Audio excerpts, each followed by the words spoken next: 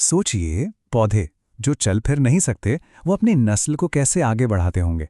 उन्होंने ना इसके लिए दो बहुत ही शानदार, बहुत ही जीनियस तरीके निकाले हैं।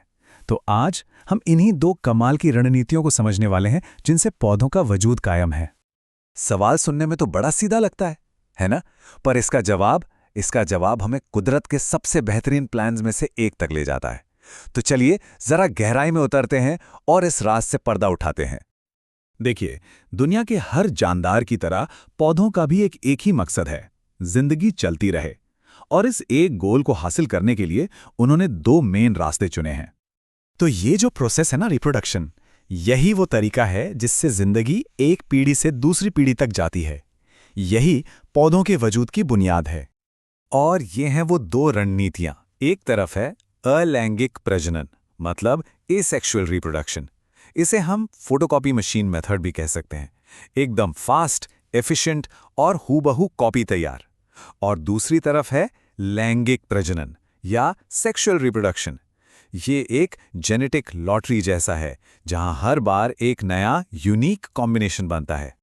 तो चलिए सबसे पहले पहली स्ट्रैटेजी को समझते हैं, अलैंगिक प्रजनन, मतलब अपनी ही एकदम परफेक्ट कॉपी बनाने की कला। यहां सारा खेल स्पीड और एक्यूरेसी का है। इसका एक बहुत ही सिंपल सा एग्जाम्पल है स्पाइरोगायरा एल्गी। ये क्या करता है, बस टुकड़ों में टूट जाता है। और कमाल की बात यह है कि हर टुकड़ा एक नया पूरा का पूरा ऑर्गेनिज्म बन जाता है।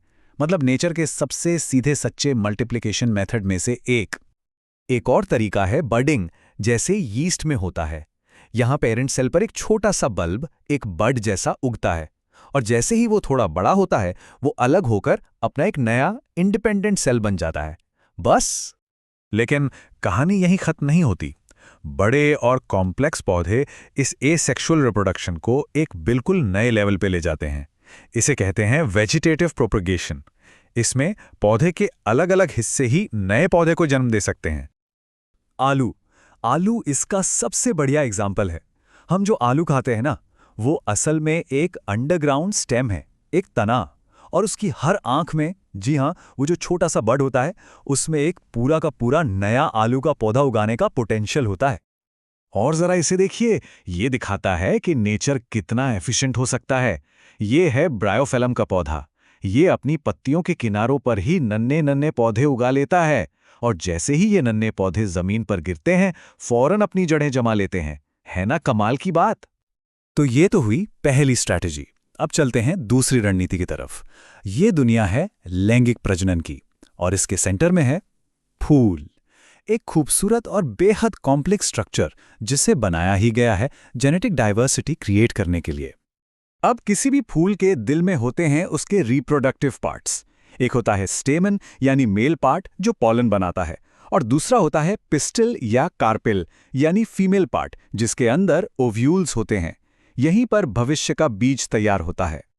अच्छा, पौधे इन पार्ट्स को अलग अलग तरीकों से अरेंज करते हैं।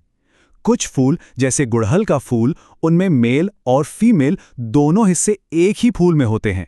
इन्हें कहते हैं बायसेक्सुअल फ्लावर्स। वहीं दूसरी तरफ पपीते जैसे पौधों में मेल फूल अलग होता है और फीमेल फूल अलग। तो सवाल ये है कि एक फूल से बीज बनने तक का सफर कैसा होता है? ये अपने आप में एक पूरी जर्नी है, एक प्रोसेस है जिसमें कई बहुत इंपॉर्टेंट स्टेप्स हैं। तो चलिए इस सफर पर आगे बढ़ते हैं। तो ये पूरा प्रोसेस काम कैसे करता है, इसके 4 मेन स्टेप्स हैं।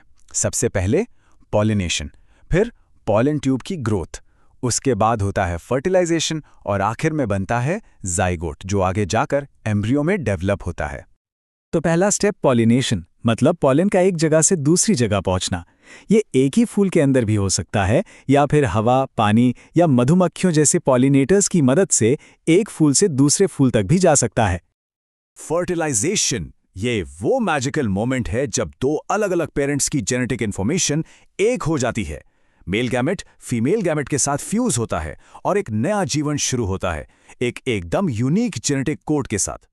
लेकिन रुकिए, बीज बन गया मतलब कहानी खत्म नहीं हुई, बल्कि ये तो बस शुरुआत है। अब इस बीज का एक नया मिशन है, अपने पेरेंट प्लांट से दूर जाना, ताकि उसे भी बढ़ने की जगह मिले। इसे कहते हैं सीड डिस्पर्सल, यानी बीजों का फैलाव। और इस काम के लिए तो पौधे इतने क्रिएटिव हो गए हैं कि यकीन नहीं होता। कुछ बीजों में पंख उगाते हैं ताकि वो हवा में ग्लाइडर की तरह उड़ सकें। कुछ, जैसे नारियल, महीनों तक समंदर में तैर सकते हैं। कुछ बीज जानवरों के फर में चिपक कर सवारी करते हैं। और कुछ तो अपनी फलियों से किसी धमाके की तरह बाहर निकलते हैं और दूर जाकर गिरते हैं। वाह! जानवरों पर चिपक कर सवारी करने वाली ये जो ट्रिक है ना, ये इतनी असरदार है कि इसने इंसानों के एक बहुत ही फेमस इन्वेंशन को भी इंस्पायर किया है। जी हाँ, वेलक्रो। इसके इन्वेंटर ने देखा कि कैसे ये बर्ड्स, ये कांटेदार बीज, उनके कपड़ों और उनके कुत्ते के बालों से चिपक गए हैं। उन्होंने बस नेचर के इस जीनियस डिज़ाइन को कॉपी कर लिया। ये बायोमिमिक्री का एक क्लासिक केस है। तो हमने देखा पौधों के पास अपनी पीढ़ी को आगे बढ़ाने की दो मास्टर स्ट्रैटेजी हैं।